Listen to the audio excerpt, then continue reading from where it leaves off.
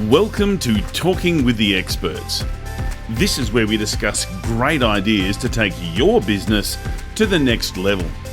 How do we know these ideas work? Well, it's because we're talking with business owners who are using these ideas. Business owners who have years of experience and expertise.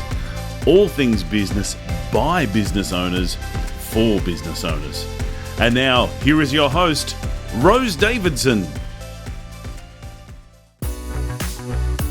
Liz Heiman at episode 411 discusses growing your business with your funnel and building your sales organisation from the ground up. So let me just back up with this idea of funnels. So it's actually an old concept. Now we often talk about a sales pipeline and a marketing funnel, but truly I kind of stay away from the word pipeline because when I hear about a pipeline, I have this image in my head. I turn on the faucet, the water comes out. I turn off the faucet, the water stops. Well, but that's not how sales works, right? The way sales works is it works like this, where you put a whole bunch of stuff in the top of the funnel and a little bit trickles out the bottom and a bunch seeps out along the way, right? So I like to use the word funnel, and they've adopted this concept of funnel in marketing really well, where they Talking with the Experts. Hi, I'm Rose Davidson from Talking with the Experts. I'd like to take this opportunity to thank Global Glamping Charities for their valued support. Global Glamping Charities, solving homelessness in all its forms. Reach out to them at globalglamping.org. Do you love your podcast and dislike the editing and uploading to the various platforms? Would you like to spend this time with your family and friends or work on your business? Podcast editing doesn't have to be a chore. Talking with the Experts partners with podcasters who need help with audio and content editing. If you'd like to know more, contact me, Rose Davidson, using the link showing now, or send me a private message. Hello and welcome to Talking with the Experts. I'm your host, Rose Davidson from rosedavidson.com. Talking with the Experts is about all things business by business owners for business owners. You can find it on all good podcasting streaming platforms and on YouTube. And my guest today is Liz Heiman, and Liz was going to be talking with us about growing your business with your funnel and building your sales organisation.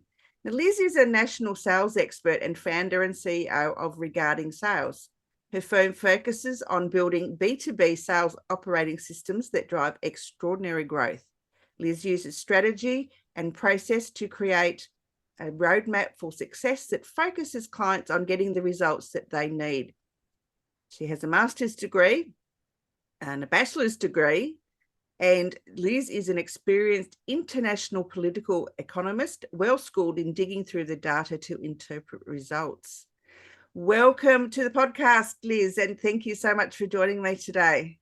Oh, thanks for having me. I'm so excited to be here. I'm glad someone's excited. I'm always excited, so it doesn't really matter. Excellent. Liz, tell me, how did you get into doing what you're doing at the moment?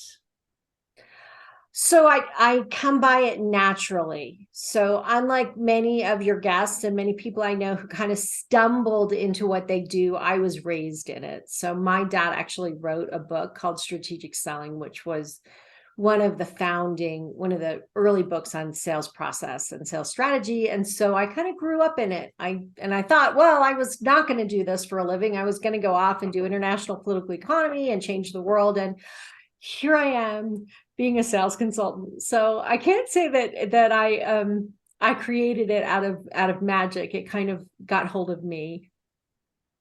Okay. And so whilst you grew up in the environment of sales, what things that struck you the most about it?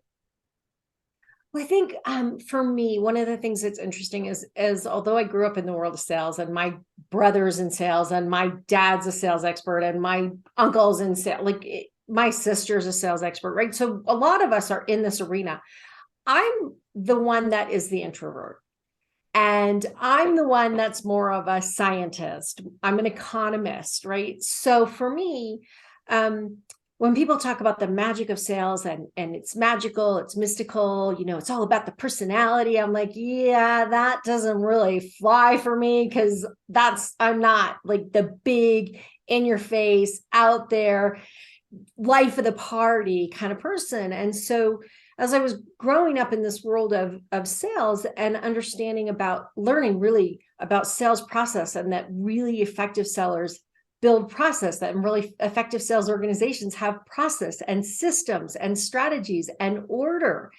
And that, to me, I was like, wait, I can embrace that. And so therefore I can help people who are engineers, or people who are chemists, or people who are not natural salespeople, but are professionals that do something. They're more artisans or artists or scientists, engineers. I can help them understand sales and build the process around it that they need to be comfortable. So that's kind of how I got where I am now. Yeah, I'm not a salesperson either.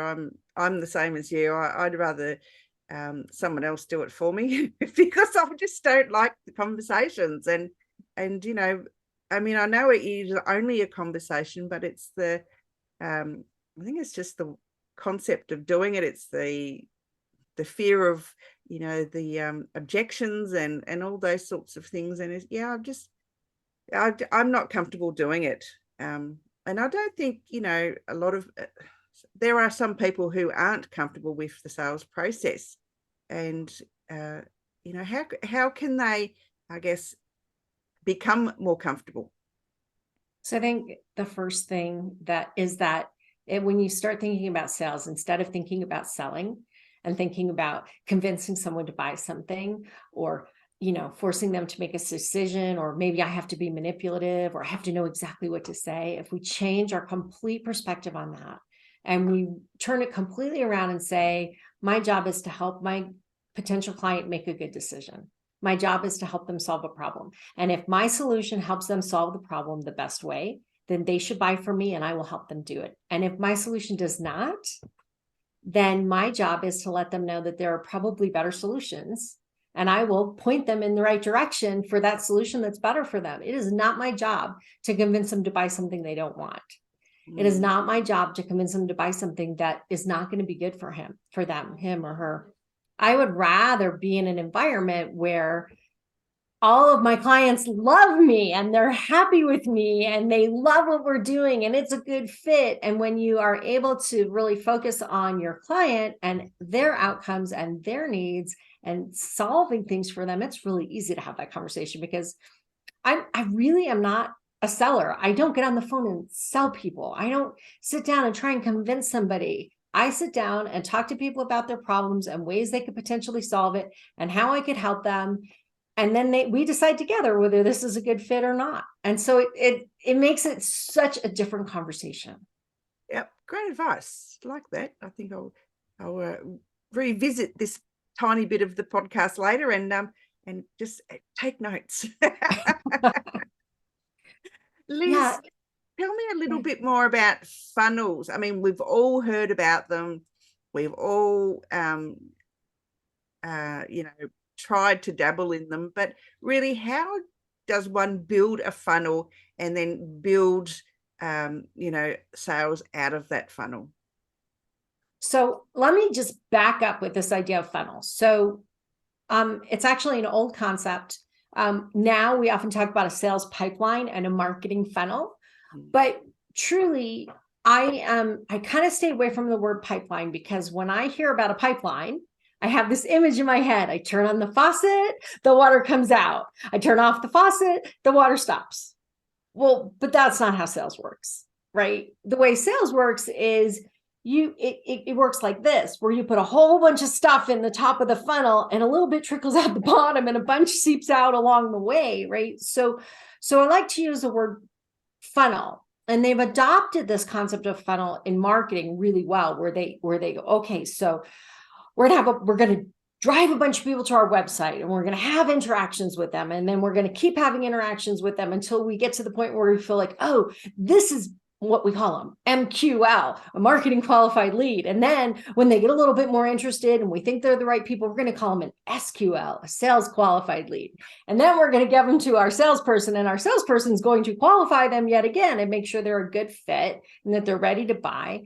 And then we're going to go through the sales process. But the idea of a funnel is that there's math associated with sales. And so I have to tell you, I'm not a big fan of math. I hated math in school. My math teachers had to hold my hand and help me do it. But now I'm like in the world of, wow, there's math here. There's ratios and there's a natural set of numbers and speed we call velocity through the funnel that helps us really understand how, whether or not we're going to make our numbers 4 months from now, 6 months from now, 9 months from now. And understanding that is really important. And I actually could show you a funnel if it would help. But absolutely, yeah, that would be wonderful. Do you want me to just share my screen and do that? That would be great. Hang on just a second. Sometimes, visually seeing the concept makes it easier to understand. Yeah, I think so. Hang on. I'm just going to close a couple of things on my screen so you guys can actually see the funnel. And I keep it on my desktop, believe it or not. It is so important to my world. Okay, I'm going to try sharing my screen and see if you can see my funnel. So this is my funnel. Oh, it's very pretty. Like it. Isn't it pretty? My graphic artist is brilliant. I wish I could say I came up with this. But so there's a couple things about this funnel. So one is we have stages, and I really simplify the stages. I'm prospecting. That's going out there and looking for new opportunities, right? Either in the world of people I don't know, or perhaps in the world of referrals, or perhaps in the world of my clients. So I'm looking for opportunities or deals or options, times that people might want to buy from me. And then the next stage is qualify. And that is where we sit down and we figure out what do you want? What are the features that you need? What's the problem that you're solving? Is this a good fit? Do you have enough budget to do it? So we're kind of having a very high level conversation about whether or not this could possibly be a good fit for you. And then we get into this next stage, which I call cultivate. And you could also call it problem solving or developing a solution. You could call it pursuing. You could call it all kinds of things. But what you're doing during this time is working with the customer to figure out exactly what the solution is for their problem. So I provide services, but how exactly am I going to deliver them to this client? And then we come up with a proposal. Okay, this is what it will cost. Are you in agreement? And then we get into close, which is here's the contract or the agreement, and we need to have some money. So that's a really simple process, right? There's only a few steps, and at the bottom is close. And again, if you look at it, that's really wide at the top, lots of stuff coming in the top, and for each, however many things to go on the top, one thing comes out the bottom. And I like to use just a general ratio until people figure it out. And that is, it's like 10 things come in the top and one thing comes out the bottom. And depending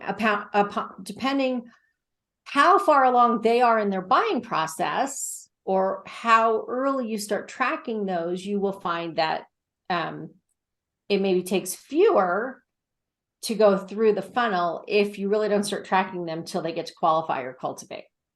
But the idea is that you want to talk to a lot of people, you want to have a lot of possibilities, and then you want to start selecting from them which ones are most likely to go all the way through the process and close. And the reason there's spaces in between is for two things. One is because whether I'm the boss or whether it's my own personal funnel, I need visibility into that sales process. I need to see what's going on, how many leads I have, how fast they're moving. It's not a black box. And the other reason it has that is because stuff falls out the edges. And that's good, because what we want to do is qualify out those opportunities or conversations that are wasting our time and focus on those opportunities that are going to close. And so this is the concept of a funnel. Okay. Do you want to ask me anything about that? Yeah, absolutely. Okay, so prospect. So that would be through your email marketing, your social media marketing. So that's where you find your prospects. I'm taking it. Prospects come in lots of places. So it could be through social media. It could be through email marketing. It could be through content where I'm putting stories and articles and white papers out and having people find me. So that would all be kind of marketing stuff. It could be networking. It could be building a referral base. So I have a whole bunch of people that refer business to me. It could be doing things like this. I'm out into the world talking about what I do, and so people can hear it. It could be talking to existing clients and asking for referrals. It could be talking to existing clients and looking for new business. It could be any number of things, but it's those things that get you out in front of people who might possibly want to buy from you. Okay. And trying to get their attention. Yeah. Okay. Makes sense. And then to qualify them, you obviously have to have a conversation with them somehow. So how do you go about doing that? Is it again through emails or is it through a phone conversation? So it depends on where you met them. And the rule you got ahead of me, which I love, which is you have to have rules about moving from one stage to the next. And the natural rule that moves you from prospect to qualified is that they agree to have a conversation. And so how do those conversations come about? Well, they could come about because you did some research on somebody and sent an email or a LinkedIn request and kind of interacted back and forth. And they said, yeah, I'd like to have a conversation. Let's do that. It could be because you met somebody somewhere and you were sort of talking and chatting about whatever. And then you got into talking about what you do. And they went, oh, I'd really like to talk to you about that. It could be that somebody told them to call you. And so then you email back, you get an introduction, you email back, you see if you can set up an appointment. So it could be anything like that helps you move it through. But the idea is that you have to actually ask. You have to actually ask someone to meet with you. And if they say yes, then you go through the process of figuring out, is this a client right now? And so what's interesting is sometimes somebody is not a client right now, but they might be later. So I may qualify them out for right now, but put them back in the top of my funnel for some time in the future. So I'm figuring out whether somebody's ready to buy what I'm selling and if it will solve a problem for them. Okay, so after you've qualified them or not qualified them, how do you go about then cultivating those leads? So this process is different depending upon whether you have a complex business to business sale where you're talking to a lot of people, it's a big dollar sale. That process is going to look really different than if you're talking to one person who's making an individual or a business purchase, but it's really only one or two people. So that cultivate process could take 12 months, 18 months, or it could take an hour, depending upon your business and the person that you're selling to. And sometimes you might have a business where some of those decisions get made in an hour and some of those decisions get made in 12 months. So that process of talking to all of the people who are involved, understanding what's important to them, what they're worried about, what they need to fix, what technology, all of those kinds of things, coming up with a solution, penning it out together, going through it, demoing, doing whatever, until you get to the point where they say, yes, this makes sense. And that price is something I can do. Okay, makes sense. And then obviously the close really speaks to itself, doesn't it? Because they've agreed to buy your service or product. And so then you, as you say, set up the agreement or contract or whatever it case may be, and then they fall out and they've paid their money. And that doesn't always happen, right? And so this is one of the things that makes me crazy is we say, oh, I sold that. It's sold, it's closed. They told me they were going to buy it. What percentage of those don't actually ever close? So I have a bunch of clients that I'm working with that they send out these agreements for signature and nothing happens. So why does that happen? Well, it happens for a couple of reasons. It either happens because you sent an agreement before the customer was really ready to buy. It happens because the customer asked you for that, but they were comparing you to a competitor and they made a decision and you weren't a part of that discussion. It happens because they didn't have a whole lot of urgency. And so you sent it to them and then they forgot about it, even though they wanted it, because other things got to be more of a priority. So there is it is not closed until that money is in your pocket or in the bank or the check is on the way or you have, payment worked out. It's not closed until they sign the contract. And we often assume it's closed before it is. And this gets businesses in a lot of trouble because they think it's going to happen and they don't pay attention to it and it doesn't happen.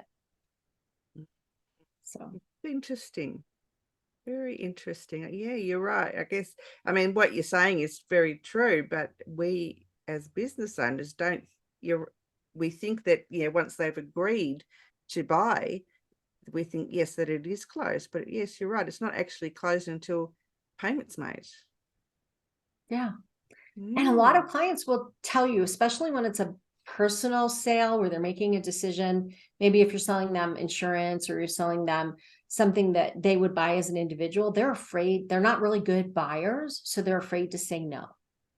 So they say, okay, send me that proposal.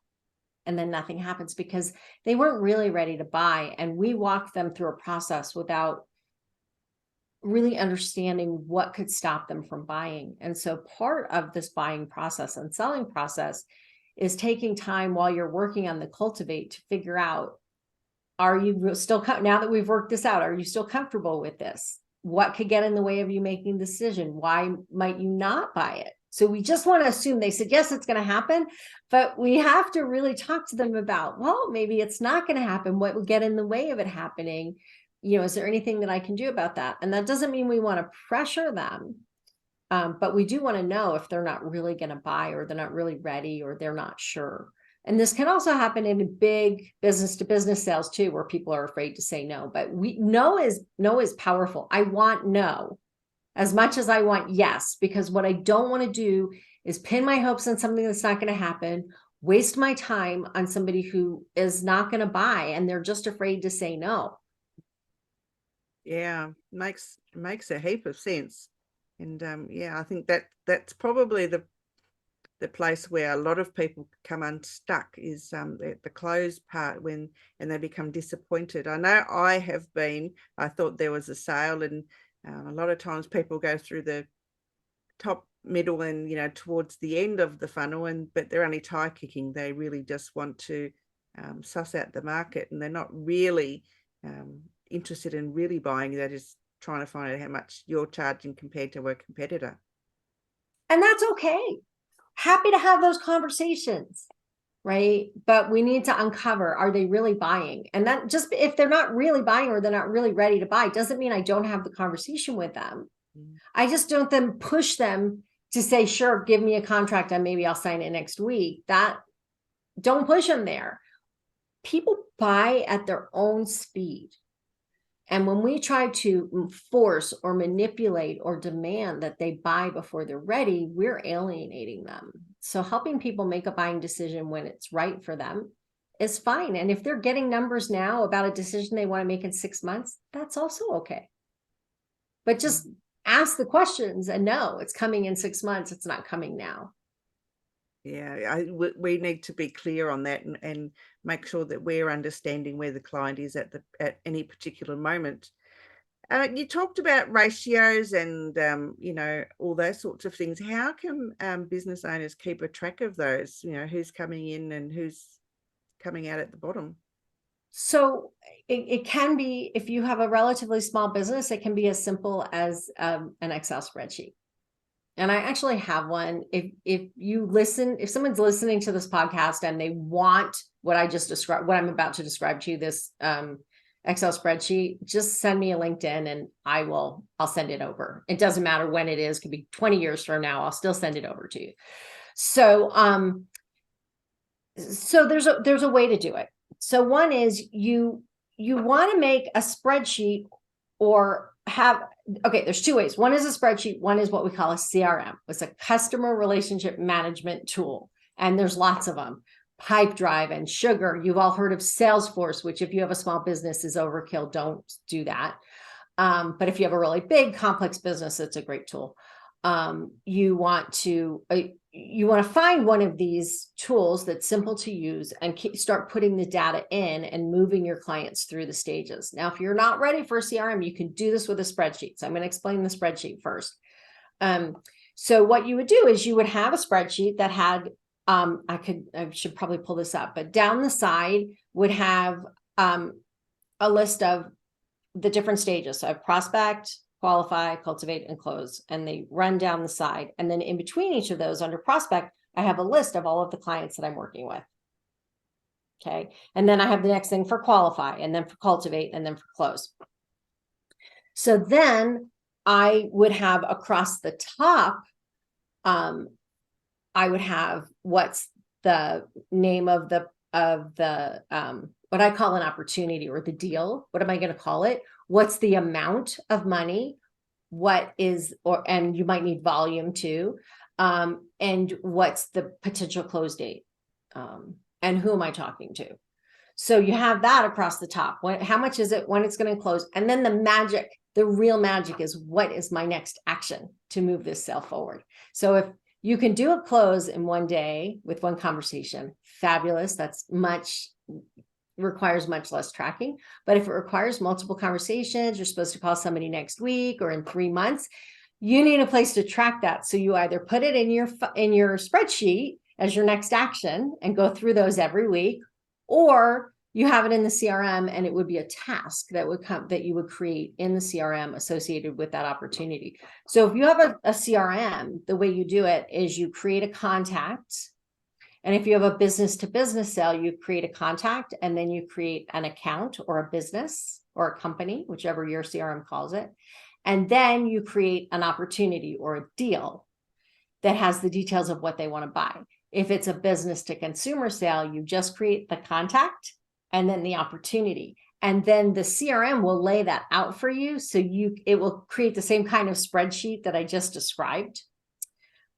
So it's really easy to see what's out there. And if you have a CRM, it will tell you how much money you have in each stage. It will tell you how long you've had things in each stage. And if you create a good spreadsheet, and if you use the one I gave you, I always put the date it was created so you can see how long things have been sitting there. And it will also calculate the values in each stage. So now the important piece that I didn't say is, how long is your sales cycle? So if your sales cycle is 1 day, the funnel is a little harder to use because it's happening so fast. So you can't really see what's happening 6 months or 9 months from now. But if you really start thinking about your sales process, so let's say you sell insurance, or maybe you sell business insurance, and you'd like to think you get on the phone with somebody one time, they call, or you sell small phone systems to small businesses or something like that. You like to think, get on the phone, I talk to them, I tell them what it is, send them a proposal, they sign it, we're done. But how often does it really happen that way? How often does somebody need time to think about it? How often do you need to follow up with them a couple times? Maybe they started asking about it and now they need some time to think about it, or they really don't need it until 3 months from now. So if I'm not mapping that and keeping track of it in the funnel and watching how things flow, I don't really know how long my sales cycle is. So I can't really guess how far out my funnel is going to carry me. So if my sales cycle is a month long, or if my sales cycle is 3 months long, typically, or 9 months long, then what's in prospect and qualify is going to come out. 1 or 2 of those, or, a percentage of those are going to come out 3 months, 6 months, 9 months from now. So that's how you use it to really look at, how is my revenue flowing into the new year. And if you have multiple salespeople, it's even more important that you're watching this and what everybody's doing, and that you have stuff moving into the future. Wow, that's really a really great explanation. Thanks, Liz. It's made it really easy to understand. And you actually have a one sheet that you're offering to listeners and viewers today, which is, let me bring that up.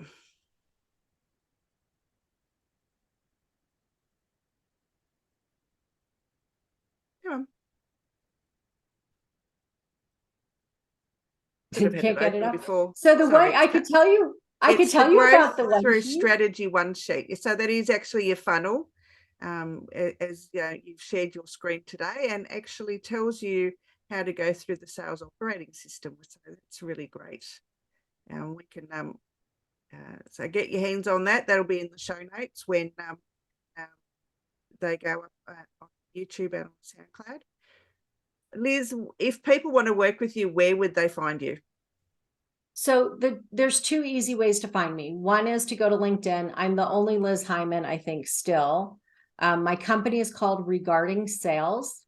So you could also go to my website, regardingsales.com. And if you go to my website, you can schedule an appointment and I will talk to you. So my first meeting is typically a strategy session, and it's sincerely a strategy session. I will spend 30 minutes with you talking about what's going on in your business and giving you some ideas to fix those things. And if it turns out that you like the way I work and there's an opportunity for us to work together, then we'll talk about that. But if you really just want a 30-minute strategy session with Liz, you can have that for free.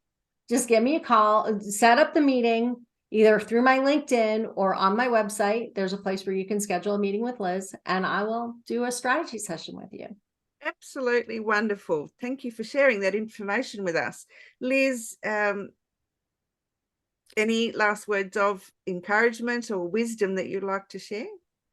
So I think a couple of things. Again, sales is not a scary thing. What's really cool about sales is if you're a process-centered person, if you're a scientist, it's very process-oriented. Do your follow-up. Keep track of things in the funnel. Be consistent. How many calls do I need to make a day? How much prospecting do I need to do? How many things need to go in the top of my funnel for one thing to come out the bottom? So if you do that math and stay on top of that math and are really consistent about doing it, you will have great results. Wonderful, wonderful advice. And yes, I think the ones of us that aren't mathematical and don't like numbers, I think if you don't like to do it, maybe you can outsource it to somebody, because outsource it to Liz. There you go. Here you go. And she will keep track of it for you. Liz, it's been an absolute pleasure. Thank you so much for being here today and sharing your time with us. And I look forward to talking to you again very soon. Take care, Rosa. Thanks for having me. You've been listening to Talking with the Experts, hosted by Rose Davidson. Make sure you have a look at our back catalogue over at talkingwiththeexperts.com, and be sure to subscribe to our podcast so you don't miss out on any episode. We look forward to your company next time.